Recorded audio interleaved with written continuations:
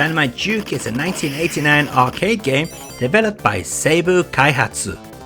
Being a Cabal-based shooter, it could be considered a follow-up to Seibu's Empire City 1931 and Dead Angel. However, officially it stands as an alone title. The play mechanics in Dynamite Duke are very similar to other games of this type. You play as Duke, who has limited movement around the bottom of the screen. While moving Duke, you also move across her on the screen.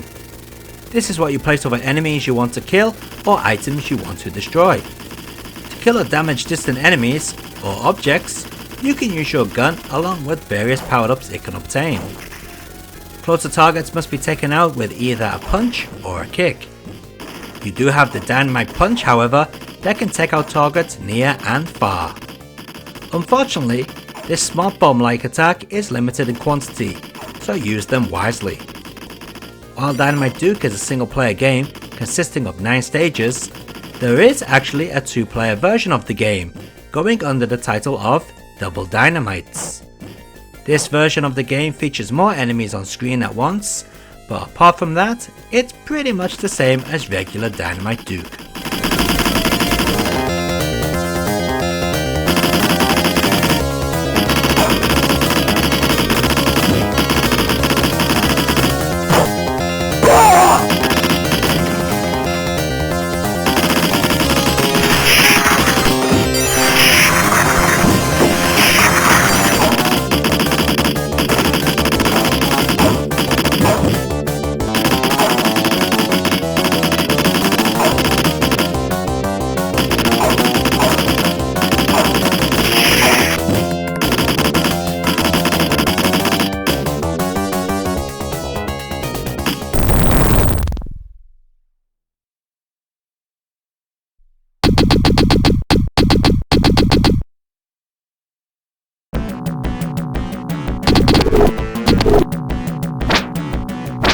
One of the first things you'll notice about the Mega Drive port of Dynamite Duke, apart from the much uglier graphics and the worse sound, is how difficult it is compared to the arcade version. On normal setting, it's the equivalent of the arcade's hard setting. This makes the Mega Drive port a really tough game. To make matters worse, you no longer continue from where you died.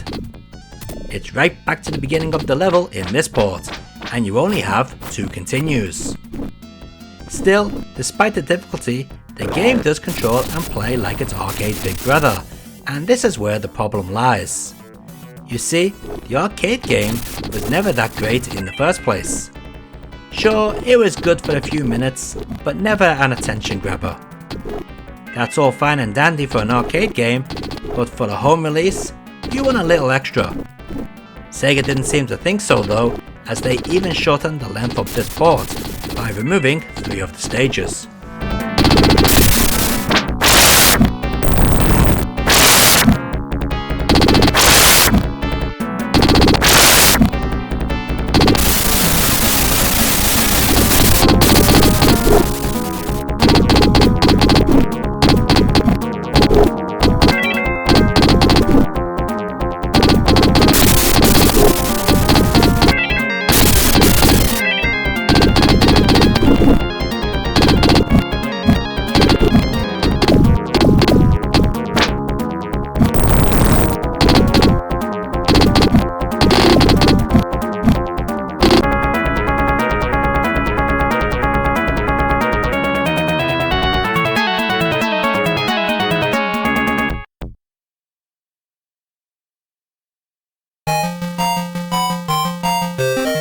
For a Master System, this version of Dynamite Duke isn't that bad. Again, just like the Mega Drive port, this was reprogrammed by Sega and is missing stages. The game is also now a lot more simpler, but you do get 2 lives per continue. However, just like the Mega Drive game, you are limited to 2 continues and start right back at the beginning of the stage when you use them, even when you're fighting the boss. Fans of the kick will also be disappointed as it seems to be no longer available in this version. Not to worry, you still have your Dynamite Punch, which actually now makes Duke flash once it's ready to use. This is a far better idea than watching a level meter charge up, since your eyes are always on Duke in the first place.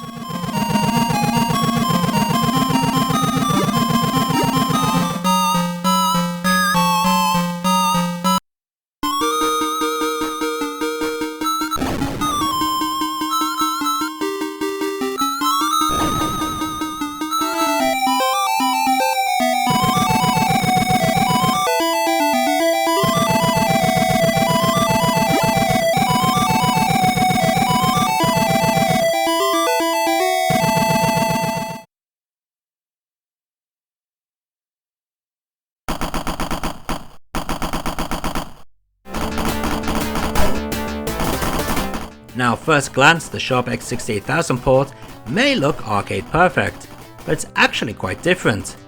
But what is obvious is that it's a much better looking game than the Mega Drive port. This version of the game uses a 2-button joypad, meaning that there is no third button for kick, but don't worry because it's still present by pressing both fire and punch together. This sounds rather clumsy, but does seem to work rather well.